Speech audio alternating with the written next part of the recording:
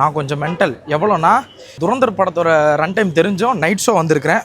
மணி இப்போ 10. தேட்டரில் இருந்து எத்தனை மணிக்கு வெளியே வரோன்னு பார்ப்போம். படத்தை முடிச்சுட்டு ஒரு வழியாக வீட்டுக்கு வந்தாச்சு. நான் ரிவ்யூன்ற பேரில் யாரையும் ஸ்பாயில் பண்ண விரும்பல.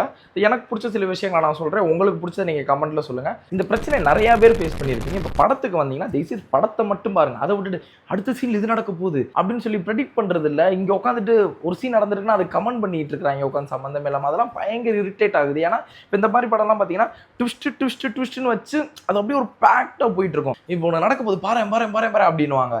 அது அப்படியே இரிட்டேட் ஆகிட்டு ஃபர்ஸ்ட் பார்ட்டில் எப்படி ரஹ்மான் டக்கீட்டோட ஆக்டிங்கை பார்த்து எல்லாரும் ப்ரைஸ் பண்ணிட்டு இருந்தீங்களோ, செகண்ட் பார்ட்டில் கண்டிப்பாக நானும் வருவேண்டா அப்படின்னு சொல்லிட்டு ரன்வீர் சிங் வந்து செம்மையாக ஆக்டிங் பண்ணியிருந்தாரு. நீங்கள் தமிழ் டப்பில் பார்க்க போனீங்கன்னா மட்டும் உங்களுக்கு ஒரு சின்ன வார்னிங்.